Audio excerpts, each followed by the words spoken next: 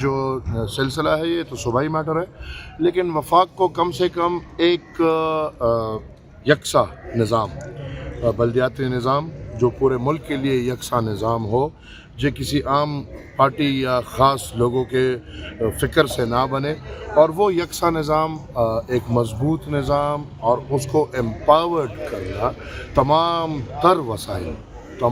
تر وسائل سے ہم سمجھتے ہیں کہ پھر انشاءاللہ پاکستان میں کچھ جمہوریت دکھے گی۔ تو بالکل میں اس کو فلی سپورٹ کرتا ہوں، بلکہ میں سمجھتا ہوں کہ وفاق میں سینٹ اور قومی اسمبلی مل کے ایک جوائنٹ کمیٹی بنائے جو اس پورے ملک کو ایک یکساں بلدیاتی نظام دیں، اور اس کو پھر کوشش کریں کہ آئین میں ایسے کلاز لے کر آئیں کہ اس کو فائنینشلی اور اتھارٹی سب اختیارات ملیں۔ Thank you. Mahmood Khan opposition leader بن کے آپ ان کے لیے کیا میسج دیں گے؟ مبارک ہو جی۔ کبھی نواز شریف کے اسپوکس مین بن جاتے ہیں، تو کبھی تحریک طالبان افغانستان کے فورن منسٹر بن جاتے ہیں پاکستان میں، تو کبھی مولانا فضل الرحمان کے وہ بن جاتے ہیں، تو آج کل وہ قیدی نمبر 804 کی رہائی کے پیچھے پڑے۔ مبارک ہو، اس میں یہ سند بھی مل گئی ہے کہ اپوزیشن لیڈر بن گئے۔ اب آپ ہمیں بتائیں کہ ہمارے جو قومی اسمبلی کا اپوزیشن لیڈر ہے آج کل کے حالات میں کیا اسی بیان پہ کھڑا ہے کہ کل جب وہ کہہ رہا تھا کہ میں تحریک طالبان افغانستان کا منسٹر ہوں، ایک فورن منسٹر ہوں پاکستان میں، تو کیا آج بھی ہمارا قومی اسمبلی کا اپوزیشن لیڈر تحریک طالبان افغانستان کا فورن منسٹر ہے کہ نہیں ہے؟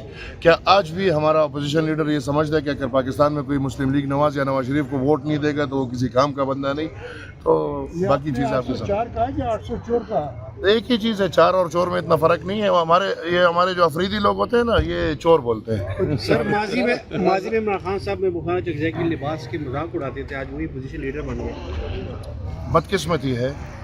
محمود خان چاچا کو میں بڑے طریقے سے، بڑے بزرگ ہیں، لیکن ہم یہ نہیں سمجھا پائے کہ اس گندگی کے ڈر سے دور رہے۔ یہ میں سمپتی ہے، وہ گندگی کے ڈر کے قریب گئے، اور میں سمجھتا ہوں کہ اس سے وہ گندے ہوں گے۔ جو ان کا ایک تاریخ ہے، ان کے والد کی ایک تاریخ ہے، اس سے پہلے، بغاوت سے پہلے، بغاوت کی بات تو پھر الگ بات ہے، لیکن بغاوت سے پہلے کی جو تاریخ ہے وہ ایک بڑی ہسٹوریکل تاریخ ہے، اور اس تاریخ کو ستیہ ناش کر دیا میرے خیال میں۔ آج ان کو بلوچستان کی فکر نہیں، آج ان کو پختونوں کی فکر نہیں، آج ان کو یہ نعرہ بھول گئے کہ چترال سے بولان، چترال نتر بولانا پختونیوں کا محمود خانہ۔ آج کل ان کی ساری سیاست جو میں نے بزرگ کو بول دیا کہ 804 کے ارد گھوم رہی ہے، تو ڈنڈا اور جھنڈے کے لیے پھر کے حوالے سے کوئی واضح پالیسی ہے؟ وہ آپ کے بزرگ تو بڑے ڈرامے کر رہے ہیں نا، وہ منظوریاں بھی دے رہے ہیں اور پیکیجز بھی دے رہے ہیں، اور پھر کہہ رہے ہیں کہ ہم ساتھ بھی نہیں ہیں اور ساتھ ہے بھی۔ میں سمجھتا ہوں کہ پختونوں پہ یہ قیامت کا ادوار ہے، اور یہ پہلا نہیں ہے نہ آخری ہے، یہ تھا، یہ ہے اور یہ رہے گا۔ وقت آ گیا ہے، یہ چھوٹی بات ہے۔ اب میں سمجھتا ہوں جو اتنی بڑی بات آپ بنا رہے ہیں، کیونکہ آبویسلی ادھر چیزیں ہو رہی ہیں نا، وہ گئے ہوئے، وہ فنکار گئے ہوئے، وہ ادھر کہہ رہے ہیں کہ ہم بھائی ساتھ نہیں ہیں۔ ساتھ نہیں ہو تو چھوڑو، حکومت کی کرسیاں پکڑ کے کہہ رہے ہو کہ ہم ساتھ نہیں ہیں، حکومت کی کرسیوں پہ بیٹھ کے ڈرامہ بازیاں کر رہے ہو، اتنی یہ کرسیاں پسند ہیں، چھوڑ دو بھائی۔ آپ کی پھر کیا، آپ کی حکومت ہے، آپ کی حکمرانی ہے، آپ کے صوبے میں اتنا بڑا کام ہو رہا ہے اور آپ کہہ رہے ہیں کہ ہم ساتھ نہیں ہیں، تو پھر اس کرسی میں کیا اتنا مزہ ہے جو اس سب کے اوپر آپ بیٹھے ہوئے؟ چھوڑ دو یہ کرسی اور پھر آپ کے آگے بات کرو، ہم بھی آپ کے ساتھ کھڑے ہوں گے۔ اس طرح نہیں کہ ایک طرف کرسی میں بیٹھ کے وہی مزے لو اور دوسری طرف پھر رات کی تاریکیوں میں اور کام کرو، اور یہ وہی چیز ہے۔ یہ ابھی جو بیٹھے علی امین کا an ugly face of Ali Amin, what I think۔ لیکن میں سمجھتا ہوں کہ عوام، پختون عوام کے ساتھ ظلم ہو رہے ہیں، ہمارے اپنے ریسورسز ہمارے گلے لگ رہے ہیں، ہمارے اپنی زمین، ہماری اپنی دھرتی ہمارے گلے لگ رہی ہے، اور یہ آج سے نہیں، یہ 50 سال سے لگ رہی ہے۔ اور اب تو اس میں الحمدللہ ٹرمپ صاحب کی بھی خواہشات آ گئے ہیں، اور پتہ نہیں 600 ارب ڈالر ہے کہ کیا چیز ہے۔ تو لہٰذا میں سمجھتا ہوں کہ کم سے کم پختون قوم کو یہ اعتماد ہونا چاہیے کہ پختون قوم بھی پاکستانی شہری ہے، پختون قوم میں کو بھی وہ حق حاصل ہے جو آئین پاکستان تمام تر پاکستانیوں کو دیتا ہے، اور اس میں بنیادی حق ہے ہمیں جینے کا۔ ہمارے جینے کا حق ہم سے چھینا جا رہا ہے، وہ اگر پاڑا چنار میں ہو، وہ اگر باجوڑ میں ہو، وہ اگر وزیرستان میں ہو، وہ اگر آج ہو یا آج سے 40 سال پہلے ہو رہا ہو یا آج کے بعد ہوگا. لہٰذا میں سمجھتا ہوں کہ وقت آ گیا ہے اور اس ریاست کو یہ فیصلہ ونس اینڈ فار آل کر لینا چاہیے. ہماری قوم تباہ اس پہ ہو رہی ہے کہ ہم 10 سال ان لوگوں کو دشمن سمجھتے ہیں اور پھر 10 سال ان لوگوں کو ہم ایسٹ سمجھتے ہیں. ایک صاحب آتا ہے وہ کہتے ہیں کہ یہ ہمارے دشمن ہے، دوسرا صاحب آتا ہے وہ کہتا ہے کہ نہیں یہ تو ہمارے ایسٹس ہیں.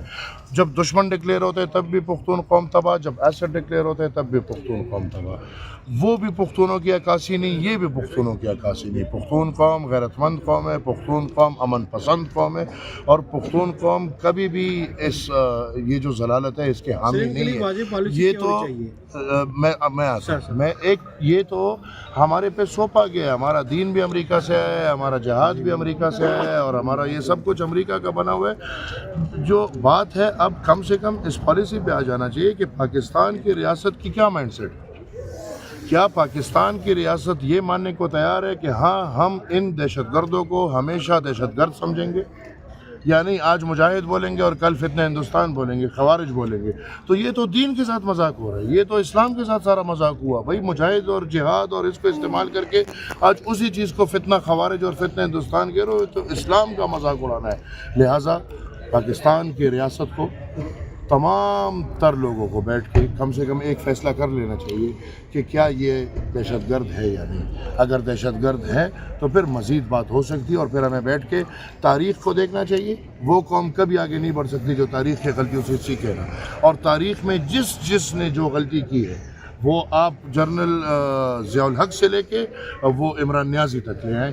جس نے سہولت کاری کی ہے، جس نے جس حد تک سہولت کاری، یہ نہیں کہ ایک غریب بندے نے جس کے گھر میں ایک بندے نے آ کے صرف کھانا کھایا اور گھر چلا گیا، اس کو پتہ بھی نہیں ہے کون تھا، لیکن اس کو سہولت کار ڈکلیئر کر لیا. تو جو پیچھے سہولت کار ہے وہ تاریخ کھولے، ان سہولت کاروں کو سزا دے. جو زندہ ہے ان کو زندہ ہوتے سزا دے، جو مردہ ہے ان کو مردہ ہوتے سزا دے، اور تاریخ سے ان کا نام اور آئیڈیالوجی مسخ کریں اور یہ فیصلہ کر لے کہ مزید کوئی گنجائش نہیں. سر وادی تیرا سے لے کر خیبر پختونخوا کے مختلف جو قبائلی علاقے ہیں ان میں پہلے جب آپریشن ہوا تھا تو مختلف کیمپس قائم کیے گئے تھے.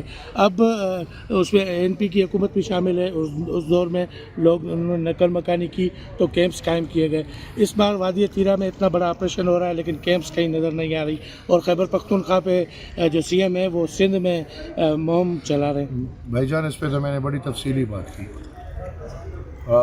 میں سمجھتا ہوں کہ یہ کیمپس بھی یہ مذاق اڑانا ہے یار. آپ بندوں کو گھر سے نکالو اور آپ ان کو پھر بولو کہ ہم آپ کو تمبو لگا کے دے رہے یا تمبو نہیں لگا کے دے رہے، یہ تو بہت مذاق ہے. اور میں سمجھتا ہوں ایسا مذاق کسی کے ساتھ نہیں ہونا چاہیے.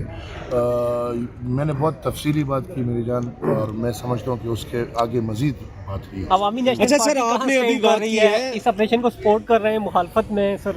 دیکھیں میں نے تو پہلے دن کہا کہ ہم جنرلی کسی آپریشن کو سپورٹ نہیں کرتے. ہم ٹارگیٹڈ آپریشن کو سپورٹ کرتے ہیں، اور ٹارگیٹڈ آپریشنز کا میرا مطلب جو ہے میں بہت واضح آپ کے سامنے کروں گا. لیکن وہ پچھلی دفعہ میں بات کی تو وہ کیمرے پر ہل جاتے ہیں، پھر کیمرے دور چلے جاتے ہیں. اندر تو چھوڑو، یہ پرائیویٹ چینلز بھی دور دور ہونا شروع ہو جاتی ہیں. بھائی مسئلہ یہ ہے کہ ہماری ریاست، سوری کویشچن میرا آپ ریپیٹ کریں پھر. عوامی نیشنل پارٹی کہاں سٹینڈ کر رہی ہے اس آپریشن کی؟ مطلب آپریشن جو دہشت گرد ہے نا ایک معلوم ہے ہمیں اور آپ کو نہیں معلوم، کیونکہ آپ تو کیمرہ کا کام کرتے ہیں، ہم اپنا خدائی خدمت گاری کر رہے ہیں. لیکن جن کا کام ہے ان کو کہتے ہیں انٹیلیجنسیا، ملیشیا. وہ ان کو معلوم ہے، ایک معلوم ہے. خدا کی قسم ایسا کوئی نہیں جو ان کو معلوم نہیں ہے. پھر آپ کو کیا لگتا ہے ٹارگیٹ کریں آپریشن کریں. میں زیادہ مجھے بھی آپ دیکھیں، آپ کیوں چاہتے ہیں کہ کل کو میں بھی ادھر کہیں لٹکا ہوا ہوں؟ ٹارگیٹ میں ہوں. اس میں 2 پوائنٹ. ٹارگیٹ کون ہے؟